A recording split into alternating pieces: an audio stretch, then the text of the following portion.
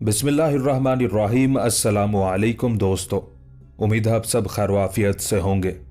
शाह रंगीला part 5। Shahabuddin और कावरद खान एक रोज निजामुल मुल्क की हवेली पर दस्तक दे रहे थे। जब दरवाजा खुला तो दोनों ने देखा दरवाजा निजामुल मुल्क के बेटे गाज़िउल मुल्क ने खोला था। दोनों को देखते ही वो बेपनाह खुशी और मुसरत का इजहार करने लगा था। शहाबुद्दीन और कावरद खान ने भी अपने घोड़ों की बागें छोड़ दी, बारी बारी पुरजोश अंदाज में उससे मिले। इतनी देर तक हवेली के अंदर से खुद निजामुल मुल्क, उसका बेटा मोइनुल मुल्क और शहाबुद्दीन और कावरद खान का मामू हैदर बेग निकल आए थे। सब बारी बारी शहाबुद्दीन और कावरद से गले मिले। उस मौके पर हैदर बेग ने उन दोनों को मुखातिब किया, तुम दोनों हवेली के सकूनती हिस्से की तरफ जाओ, मैं तुम दोनों के घोड़ों को अस्तबल में बांधता हूँ। उस मौके पर शहाबुद्दीन ने हैदर बेग को रोक लिया और कहने लगा, मामू आप हम दोनों के घोड़ों को अस्तबल की तरफ लेकर जाएं, ये हमारे लिए। हैदर बेग ने उसके मुंह पर हाथ रख दिया, फिर बड़ी मोहब्बत से कहने लगा, छोटे मैं जानता हूं अब तू जवान हो चुका है, लेकिन बहरहाल मैं तेरा मामू हूं, ऐसी बातें नहीं करते। जो कुछ मैंने कहा है उस पर अमल करो, तुम हवेली के सकूनती हिस्से की तरफ जाओ। हैदर बेग को भी यहां तक कहते कहते खामोश हो जाना पड़ा, इसलिए कि हवेली के कुछ खादिम भागते हुए वहां आ गए थे। फिर निजामुल मुल्क के कहने पर वो दोनों घोड़ों को अस्तबल की तरफ ले गए थे, जबकि शहाबुद्दीन और कावरद को वो हवेली के सकूनती हिस्से की तरफ ले जा रहे थे। पहले शहाबुद्दीन और कावरद दोनों निजामुल मुल्क के कहने पर जनान खाने में जाकर सबसे मिले, उसके बाद सब दीवान खाने में आकर बैठ गए थे। हवेली के जो खुद्दाम घोड़ों को अस्तबल की तरफ ले गए थे, घोड़ों के साथ बंधा हुआ सामान भी वो हवेली के सकूनती हिस्से में ले आए थे। दीवान खाने में बैठने के बाद निजामुल मुल्क ने कुछ देर उन दोनों की तरफ देखा, फिर जुस्तजू भरे अंदाज में कहने लगा, तुम दोनों के चेहरों के तासुरात बताते हैं कि तुम दोनों बगैर किसी वजह और इल्लत के यहां नहीं आए।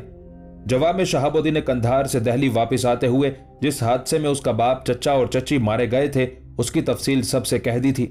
ये तफसील जानकर निजामुल मुल्क का चेहरा गजबनाक हो गया था। मोइनुल मुल्क, गाज़िउल मुल्क और हैदर बेग बेपनाह गुस्से का इजहार कर रहे थे। सबसे पहले सब ने मिलकर दुआ मांगी, फिर उसके बाद हैदर बेग ने निजामुल मुल्क की तरफ देखा, फिर कहने लगा, इन दोनों बादशाहगरों के हौसले अब हद से बढ़ गए हैं, इनका कोई ना कोई बंदोबस्त करना ही पड़ेगा। इनका बंदोबस्त लगता है मुझे ही करना होगा।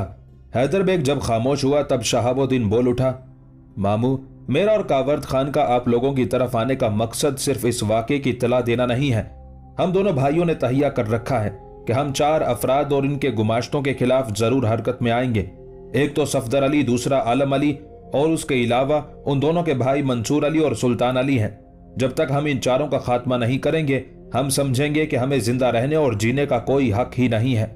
शहाबुद्दीन जब खामोश हुआ तब निजामुल मुल्क ने कुछ देर तक बड़ी शफकत से उसकी तरफ देखा, फिर कहने लगा, मेरे बच्चों, मैं तुम दोनों के जज्बों की कदर करता हूं। पहले मुझे मेरे चचा अमीन खान की गुफ्तगू से आगाह करो जो उसने तुम्हें रुखसत करते वक्त की होगी। निजामुल मुल्क के उस इस्तफसार पर शहाबुद्दीन ने अपने दादा की सारी गुफ्तगू तफसील के साथ कह दी थी। उसके साथ निजामुल मुल्क खुशी का इजहार करते हुए कहने लगा, मैं यही तवक्को कर रहा था कि मेरा चचा मोहम्मद अमीन खान तुमसे ऐसे ही अल्फाज कहेगा कि मेरे मशवरे के बगैर कोई काम ना करना। अब मैं तुम दोनों से भी ताकीदन ये कहता हूँ कि यहाँ कयाम के दौरान मेरे मशवरे के बगैर कोई कदम मत उठाना।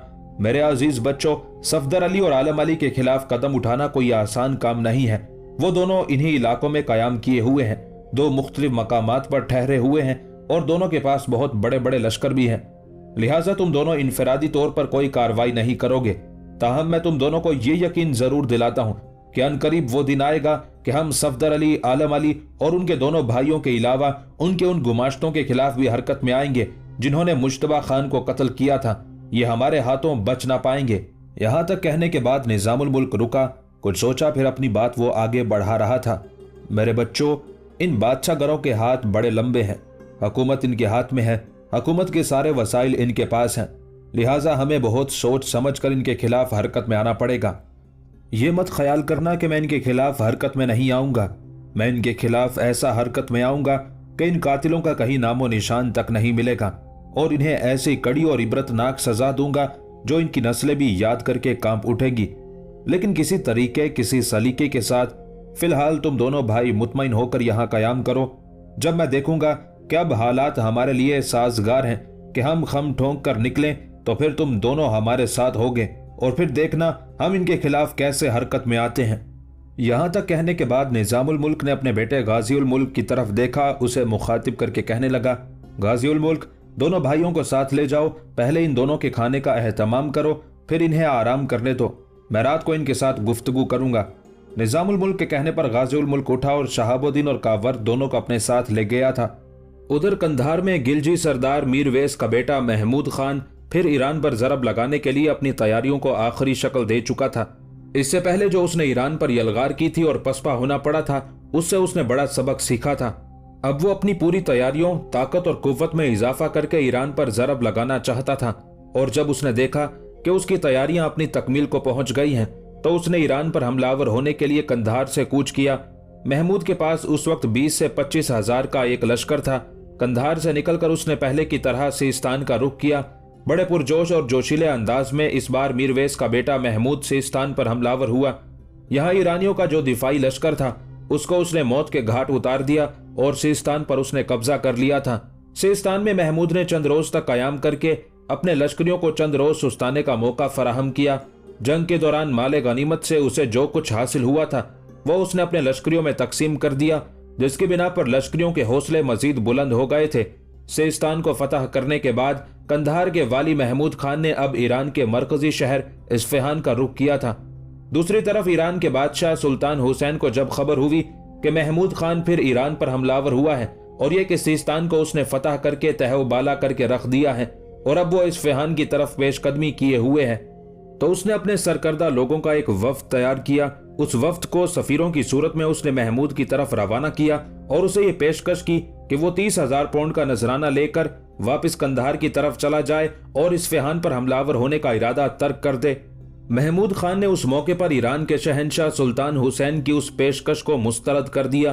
اس پیشکش سے اس نے یہ بھی اندازہ لگا لیا تھا کہ ایران کے صفوی خاندان کے حکمران اب کمزور ہو چکے ہیں اور ان میں اتنی ہمت اور طاقت نہیں کہ وہ اس کا مقابلہ کر سکیں، لہٰذا اس نے ہر صورت میں ایران کو فتح کر کے اس پر قبضہ کرنے کی ٹھان لی تھی۔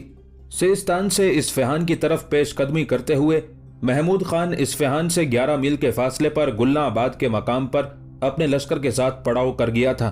جب محمود کے اصفہان کے اس قدر قریب پہنچنے کی خبر اصفہان میں پہنچی تو اصفہان کے اندر ایک ہلچل برپا ہو گئی تھی۔ ایران کا بادشاہ سلطان حسین اور اس کے سارے امرائے سلطنت فکر مند ہو گئے تھے کہ اگر محمود خان نے حملہ آور ہو کر ایرانی حکمرانوں کا تختہ الٹ دیا تو ان کا کیا بنے گا۔ اس صورتحال کو دیکھتے ہوئے ایران کے صفوی حکمران سلطان حسین نے اپنے سارے امراء اور سالاروں کی مجلس مشاورت طلب کر لی تھی۔ اس مجلس مشاورت کے دوران اکثر سالاروں اور امراء کی یہ رائے تھی کہ فی الحال دفاعی تدابیر اختیار کرنا مناسب ہوگا اور شہر سے باہر نکل کر محمود کا مقابلہ کرنا کسی طرح بھی سود مند نہیں۔ اگر شہر سے باہر محمود کے ہاتھوں ایرانی لشکر کو شکست ہو گئی تو ایرانی لشکر کہیں بھی اپنے پاؤں جما نہیں سکے گا، لیکن ایرانی لشکر کے سپہ سالار نے ان سب کے خلاف رائے دی۔ اس نے صفوی حکمران سلطان حسین کو مشورہ دیا کہ ہمیں شہر کے اندر محصور ہو کر اپنا دفاع کرنے کی بجائے شہر سے باہر نکل کر حملہ آوروں کا مقابلہ کرنا چاہیے اور انہیں اپنی سلطنت اور علاقوں سے مار بھگانا چاہیے۔ ایران کے شہنشاہ سلطان حسین نے اپنے اس سالار کی رائے سے اتفاق کیا، اسے 50,000 کا ایک جرار لشکر مہیا کیا جس میں لگ بھگ 24 توپیں بھی شامل تھی۔ اس طرح ایرانیوں کا سپہ سالار 50,000 کا لشکر لے کر محمود خان کا مقابلہ کرنے کے لیے اصفہان سے نکلا۔ مورخین لکھتے ہیں کہ اس موقع پر ایرانی لشکر اس شان و شوکت سے روانہ ہوا کہ سوار لباس فاخرہ میں ملبوس تھے، گھوڑوں کی لگامیں سونے کی تھی، راحت و آرام کے تمام اسباب انہیں مہیا کیے گئے تھے، جبکہ ان کے مقابلے میں محمود خان بڑا سادہ لباس پہنے ہوئے تھا۔ اس کے سارے لشکری بھی سادہ لباس میں تھے اور ایرانیوں کی نسبت ان کے گھوڑے بھی لاگر تھے۔ اصفہان سے 11 میل دور ایرانیوں کا لشکر محمود خان کے لشکریوں کے مقابل آیا۔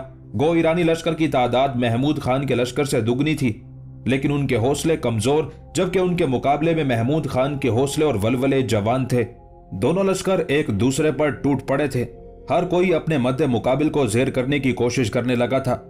میدان کے اندر ظلم و عداوت، جنگ اور نفرت ایک دوسرے سے برسر پیکار ہو گئی تھی۔ بڑے بڑے شاہ سوار شوریدہ اور پراگندہ ہونا شروع ہو گئے تھے۔ قضا کی نادیدہ مخفی قوتیں چاروں طرف حکایات خون چکا رقم کرنے لگی تھی۔ اس جنگ میں ایران کے آتش پرستوں نے کھل کر محمود اور اس کے لشکریوں کا ساتھ دیا تھا، اس لیے کہ ایران کے آتش پرست ایران کے عالم نما ملاؤں کے ظلم و جبر سے تنگ آئے ہوئے تھے इस बिना पर उन्होंने खुलकर हमलावर महमूद का साथ दिया था। हैरत की बात कि ईरानियों का लश्कर 50,000 के लगभग था और वो जंग के हर कील कांटे से पूरी तरह मुसल्ला थे। दूसरी तरफ उनके मुकाबले में महमूद का लश्कर सिर्फ 25,000 के लगभग था और उसके पास ईरानियों की निस्बत सामान्य जंग भी कमतर था। इसके बावजूद गुलनाबाद की उस खूनरेज जंग में महमूद ने 50,000 ईरानी लश्कर को बदतरीन शिकस्त दी। ईरानी लश्कर मैदान जंग में अपनी 2,000 लाशें छोड़कर भाग निकला। अफरा तफरी के आलम में कुछ लश्करी भागते हुए भी अपनी जानों से हाथ धो बैठे। इस तरह ईरान के सफ़वी हुक्मरानों की शिकस्त ने साबित कर दिया कि अहले ईरान अब अपने मुल्क का दिफा नहीं कर सकते। गुलनाबाद की फतह के बाद महमूद और उसके लश्करियों के हौसले मजीद बढ़ गए थे। 50,000 ईरानियों को शिकस्त देने के बाद उनके पड़ाव की हर चीज पर कब्जा कर लिया गया। उस कब्जे की वजह से महमूद और उसके लश्करियों के हाथ बहुत कुछ लगा। ईरानियों को शिकस्त देने के बाद महमूद ने जुल्फा शहर का रुख किया। ये शहर अरमनी ईसाइयों का था। उन्होंने शहर से बाहर निकलकर महमूद और उसके लश्करियों का मुकाबला किया, लेकिन महमूद ने उन पर ऐसे जोरदार हमले किए कि गैर मुस्लिम अरमनियों ने उसके सामने हथियार डाल दिए, अपने किए की माफी मांगी। साथ ही उन्होंने महमूद को 1,40,000 पाउंड की खतीर रकम बतौर तावाने जंग भी अदा की। इस तरह महमूद को आइंदा के लिए अपने जंगी अखराजात पूरे करने के लिए काफी रकम मिल गई थी। उन फतुहात से महमूद और उसके लश्करियों का हौसला मजीद बढ़ चुका था।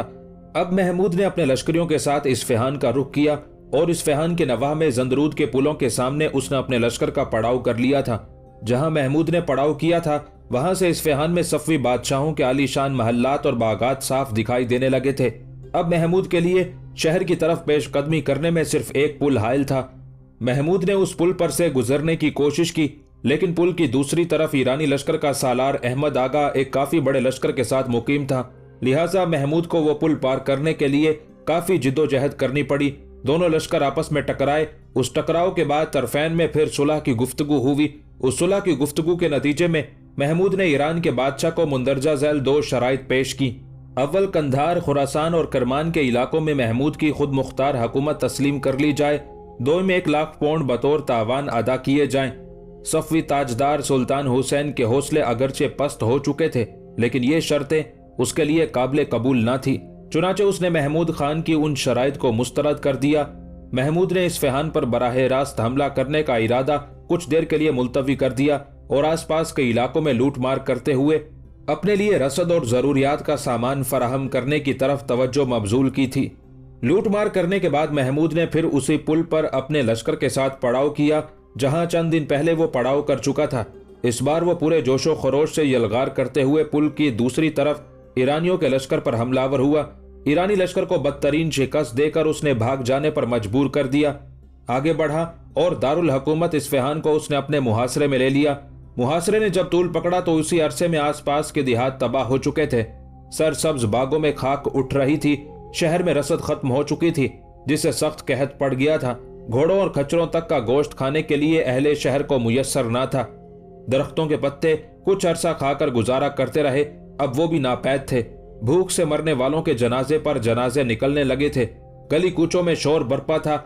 महमूद का ख्याल था कि गुलनाबाद की तरह यहां भी उसे बाआसानी फतह हासिल हो जाएगी, लेकिन एक तो मुहासरा तूल पकड़ गया था, दूसरे अचानक एक तरफ से एक ईरानी लश्कर निकला। महमूद के लश्कर के एक हिस्से पर हमलावर हुआ। महमूद के कई लश्करियों को मौत के घाट उतार दिया और उस हमले में महमूद का एक चच्चा और उसके 2 बेटे भी हलाक कर दिए गए थे। ताहम इन सारी मुश्किलात के बावजूद महमूद ने इस्फहान का मुहासरा जारी रखा। इसी दौरान सिस्तान के हुक्मरान महमूद सिस्तानी को दारुल हुकूमत के घेरे जाने का इल्म हुआ तो वो 10,000 का एक लश्कर लेकर सफ़वी बादशाह सुल्तान हुसैन की मदद के लिए पहुंच गया। अब कंधार के महमूद खान ने सिस्तानी के महमूद को मुकाबले से बाज रखने की कोशिश की। उस गुफ्तगू के दौरान महमूद सिस्तानी ने रकम लेकर ईरान के शहंशाह की मदद करने से हाथ रोक लिया। इस तरह महमूद खान को फिर इस्फहान का मुहासरा सख्ती से करने का मौका मिल गया। दूसरी तरफ इस्फहान में कहत शिद्दत इख्तियार कर गया था। अहले शहर अपने बादशाह सुल्तान हुसैन को जंग पर आमादा करते थे। हर तरफ चीखों पुकार की सदाएं बुलंद हो रही थी। इस पर सुल्तान हुसैन ने महमूद की पेश करदा शराइत पर सुलह करने की पेशकश की, लेकिन महमूद ने कहला भेजा कि अब वक्त गुजर चुका है, हालात बदल गए हैं, अब गैर मशरूत तौर पर हथियार डालने के सिवा और कोई सूरत बाकी नहीं है। ईरान के बादशाह सुल्तान हुसैन के लिए अब इसके सिवा और कोई चारा न था कि सफ़वी ताज अपने हरीफ की नजर कर दे। आखिर बसद हसरत वो तख्तो ताज से दस्तबरदार हो गया, मातमी लिबास पहनकर अपने उमारा के साथ इस्फहान शहर से बाहर निकला और महमूद के लश्कर में पहुंचकर महमूद से जा मिला और उसे बतौर फर्जंद खिताब करते हुए सफवी ताज उसके सर पर रखकर हुकूमत उसके सपुर्द कर दी। इस तरह महमूद फातिहाना अंदाज में ईरान के दारुल हुकूमत इस्फहान में दाखिल हुआ। इस तरह 7 माह का मुहासरा खत्म हो गया। इस्फहान ईरान का एक कदीम शहर था, सफवी खानदान का दारुल हुकूमत था। उसे बाबुल के अजीम हुक्मरान बख्त नसर ने उन यहूदियों को बसाने के लिए आबाद किया था जिन्हें वो इसराइल पर हमलावर होकर उन्हें कैदी बनाकर लाया था। मुसलमानों ने उसे हजरत उमर रज़ियल्लाहु ताला अन्हो के दौर में फतह किया था। यह मस्जिदों का शहर कहलाता था। इर्द गिर्द कभी मजबूत फसील थी जिसमें 4 दरवाजे और 100 मीनार हुआ करते थे। शहर के कुर्बो जवार में चांदी, तांबे, जस्त और सुरमे की कानें थी। 913 ईस्वी में यह शहर सासानियों के कब्जे में चला गया। उसके बाद गजनवियों की ममलुकत में शामिल हुआ। मंगोलों के हमले के दौरान ख्वारज़म शाह सुल्तान जलालुद्दीन के जेरे कमान इस शहर की दीवारों तले एक बहुत बड़ी जंग लड़ी गई। बाद में यह शहर मंगोलों की सल्तनत का एक हिस्सा बन गया। उसके बाद तैमूर ने इस शहर पर हमलावर होकर यहाँ 70,000 शहरियों का कत्लेआम किया। उसके बाद कई हुक्मरानों ने यहाँ के बाशिंदों को कत्ल किया। सफवी खानदान के दौरे हुकूमत में इस शहर को हुकूमत का मरकज बनने का शरफ हासिल हुआ। सफवी हुक्मरान अब्बास अव्वल ने अपने अहद में इस शहर को खूबसूरत बनाया। उसने दरियाए जंदौर पर 3 खूबसूरत पुल तामीर करवाए, नीज एक आलीशान मस्जिद भी तामीर करवाई। और अब सफवी खानदान के आखिरी हुक्मरान सुल्तान से इस्फहान शहर महमूद खान ने छीन लिया था और एक फातेह की हैसियत से अपने लश्कर के साथ वो इस्फहान में दाखिल हुआ था। महमूद खान के हाथों अजीम सफवी खानदान का इख्तिताम निहायत नदामत खेज तौर पर हुआ। ये वही सफवी थे जिन्होंने मंगोलों की हुकूमत को खत्म करके एक अजीम अहद की बुनियाद रखी थी। इस अहद की बुनियाद रखने वाला इस्माइल सफवी एक अजीम बादशाह था जिसने पूरी कौम को एक मरकज पर मुश्तमे किया। इस खानदान का दूसरा अजीम बादशाह अब्बास आजम था जिसने न सिर्फ ईरान की हुकूमत को मुस्तहकम किया बल्कि गैर ममालिक में भी अपना नाम बुलंद किया। लेकिन बकौल मौरखीन ये सफवी हुक्मरान किश्वर कुशा न थे। इन्होंने कदीम ईरानी सल्तनत की वुस्सतों पर नजर नहीं रखी, न उसे हासिल करने की कोशिश की। ईरान की मगरबी सरहद पर सूबा अजरबैजान और बाज दूसरे इलाके तुर्कों के तसल्लुत में थे। सफवी हुक्मरानों की तमन्ना तो थी कि उन इलाकों को वापस लें, लेकिन उस्मानी तुर्कों पर हमला करना कोई आसान काम न था। वो दुनिया की मानी हुई ताकत थे और बड़ी से बड़ी कुव्वत को भी पसपा करने और शिकस्त देने के काबिल थे। उज़्बकों के खिलाफ ताहम इन सफवी हुक्मरानों ने जरूर इकदामात किए, लेकिन इस ख्याल से नहीं कि वो वस्त एशिया पर मुस्तकिल कब्जा जमाए, बल्कि सिर्फ इसलिए कि उनकी ताकत व ताराज से खुरासान को बचाया जाए।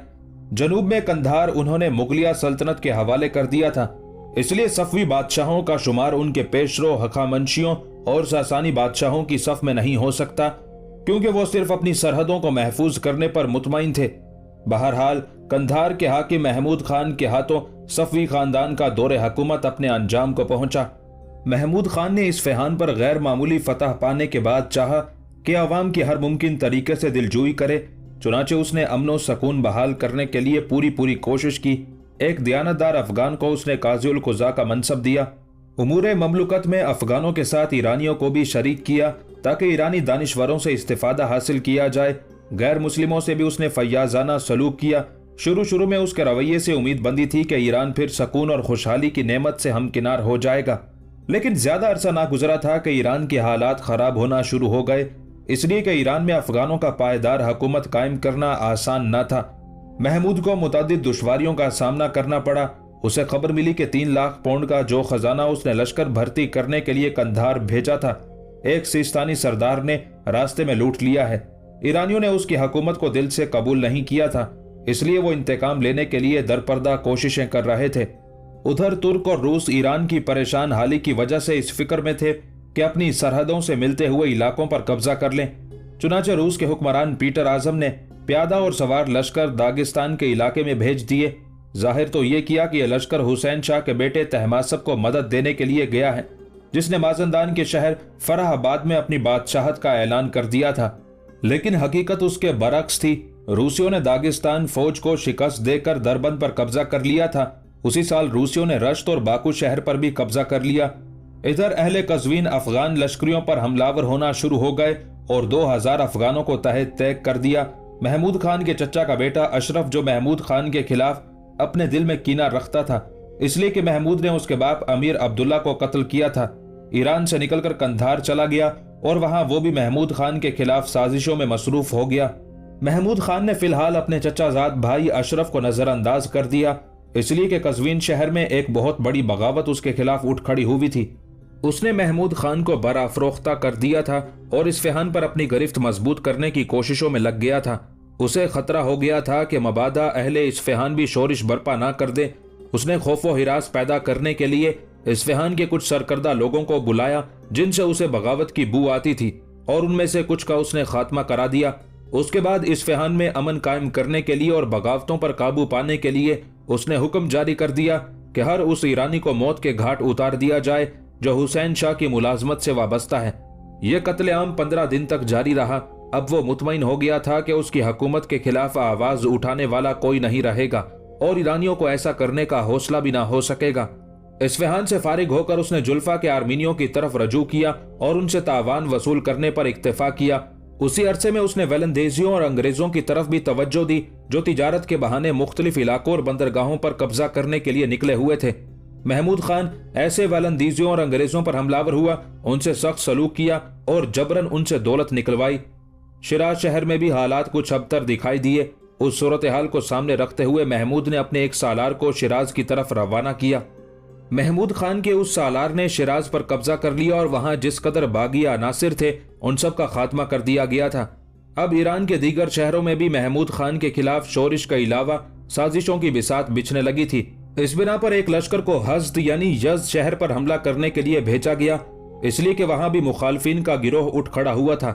حزد کے نواح میں باغیوں اور شورش پسندوں کے ساتھ محمود کے لشکر کا مقابلہ ہوا۔ اس مقابلے کے دوران محمود خان کے کافی لشکری جنگ میں کام آ گئے، جس کی وجہ سے محمود کے لشکری دل برداشتہ ہو گئے اور اس کے اپنے لشکر میں شورش کے آثار نظر آنے لگے۔ کچھ لوگ علل اعلان محمود کے خلاف چیمہ گوئیاں کرنے لگے اور کچھ سالاروں نے محمود خان سے یہ مطالبہ کرنا شروع کر دیا کہ وہ اپنے چچا کے بھائی اشرف کو قندھار سے ایران بلا لے۔ جب یہ مطالبہ زور پکڑ گیا تو آخرکار مجبور ہو کر محمود نے اشرف کو قندھار سے ایران بلا لیا۔ کچھ سالاروں کے دباؤ ڈالنے پر محمود خان نے اپنے چچا زاد اشرف کو قندھار سے ایران تو بلا لیا، لیکن محمود خان نے اشرف کے باپ میر عبداللہ کو قتل کیا تھا، اس لیے اشرف درپردہ محمود سے نفرت کرتا تھا۔ محمود خود بھی اس سے خوف زدہ تھا اور پھر محمود اشرف کو امارا کے مطالبے پر بلانے پر مجبور ہوا تھا، اس لیے وہ سخت پیچ و تاب میں تھا۔ پھر لوگوں کی توجہ اشرف کی طرف بڑھتی گئی، جس سے محمود اور بھی زیادہ بے چین رہنے لگا۔ اس اضطراب اور سراسیمگی کی کیفیت کو ہلکا کرنے کے لیے اس نے 14 دن تک گوشہ نشینی اختیار کر لی، غذا کم کر دی اور اکثر وقت ریاضت میں گزارنے لگا، لیکن اس سے اس کی وحشت میں اور زیادہ اضافہ ہوا۔ اس دوران ایک اور بڑا حادثہ نمودار ہوا۔ محمود کو خبر ملی کہ ایران کے سابق بادشاہ سلطان حسین کا بیٹا صفی مرزا اصفہان سے بھاگ نکلا ہے۔ یہ خبر سن کر محمود بڑا برہم اور سیخپا ہوا۔ ذہنی طور پر وہ پہلے ہی بکھرا ہوا تھا، چنانچہ اس نے شاہی خاندان کے افراد کو بے دریغ قتل کرنے کا حکم دے دیا۔ چنانچہ 31 افراد موت کے گھاٹ اتار دیے گئے۔ صرف سابق بادشاہ بدنصیب حسین شاہ کو لواحقین کے خون پر آنسو بہانے کے لیے زندہ چھوڑ دیا گیا۔ حالات جب مزید خراب ہونے لگے تب محمود خان کے اضطراب اور اس کی سراسیمگی میں اور اضافہ ہونے لگا۔ اس کی حالت دیکھتے ہوئے امارا نے اس سے مطالبہ کیا کہ وہ بیمار رہنے لگا ہے، لہٰذا وہ اپنے چچا زاد بھائی اشرف کو اپنا جان نشین بنا دے۔ محمود مجبور تھا، اس نے ایسا ہی کیا، لیکن اس کے چند ہی ہفتوں بعد محمود انتقال کر گیا اور اس کی جگہ اشرف جو اس کا چچا زاد بھائی تھا حکمران ہوا، اور کہا جاتا ہے کہ اشرف نے اسے مروا ڈالا تھا۔